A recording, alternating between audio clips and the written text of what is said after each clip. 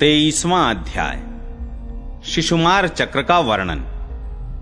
श्री शुकदेव जी कहते हैं, राजन, सप्तर्षियों से 13 लाख योजन ऊपर ध्रुवलोक है। इसे भगवान विष्णु का परम पद कहते हैं।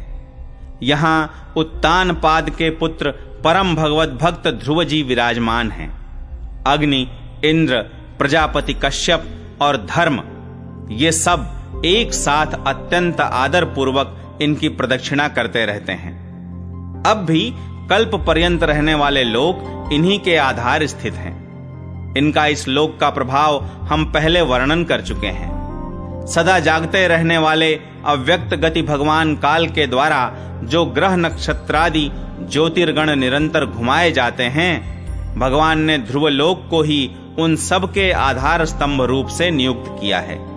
अतः यह एक ही स्थान में रहकर सदा प्रकाशित होता है। जिस प्रकार दाएं चलाने के समय अनाज को खूंदने वाले पशु छोटी, बड़ी और मध्यम रस्सी में बंधकर क्रमशः निकट, दूर और मध्य में रहकर खंभे के चारों ओर मंडल बांधकर घूमते रहते हैं, उसी प्रकार सारे नक्षत्र और ग्रहगण बाहर भीतर के क्रम से इस काल चक्र में नियुक्त होकर ध्रुवलोक का ही आश्रय लेकर वायु की प्रेरणा से कल्प के अंत तक घूमते रहते हैं। जिस प्रकार मेघ और बाज आदि पक्षी अपने कर्मों की सहायता से वायु के अधीन रहकर आकाश में उड़ते रहते हैं, उसी प्रकार ये ज्योतिर्गण भी प्रकृति और पुरुष के संयोगवश अपने अपने कर्मों के अनुसार चक्कर काटते रहते हैं, पृथ्वी पर नहीं गिरते।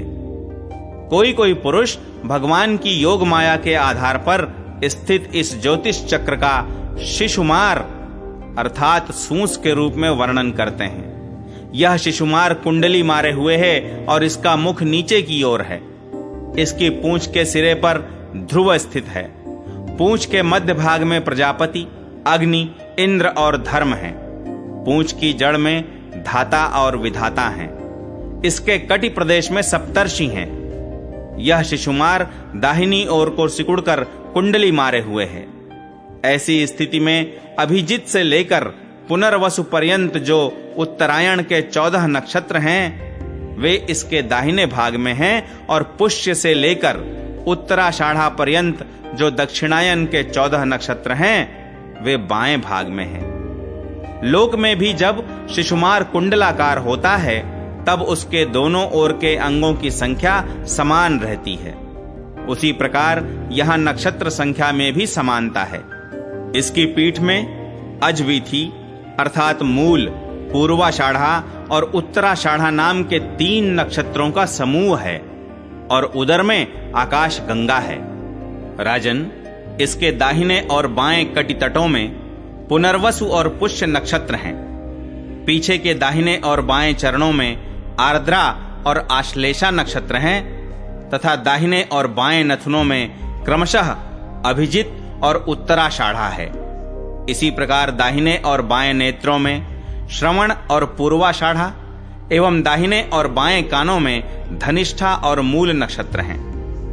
मघा आदि दक्षिणायन के 8 नक्षत्र बाईं पसलियों में और विपरीत क्रम से मृगशिरा आदि उत्तरायण के 8 नक्षत्र दाहिनी पसलियों में हैं।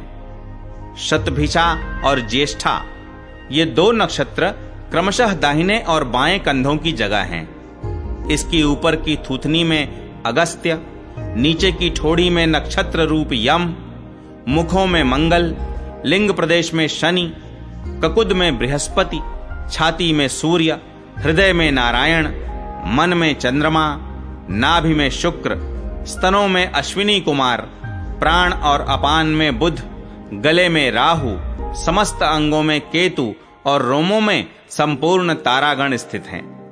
राजन, यह भगवान विष्णु का सर्वदेवमय स्वरूप है। इसका नित्य प्रति सायंकाल के समय पवित्र और मौन होकर दर्शन करते हुए चिंतन करना चाहिए तथा इस मंत्र का जप करते हुए भगवान की स्तुति करनी चाहिए। संपूर्ण ज्योतिर्गणों के आश्रय, काल चक्र स्वरूप, सर्वदेवाधिपति परम पुरुष परमात्मा का हम नमस्कार पूर्वक ध्यान करते हैं।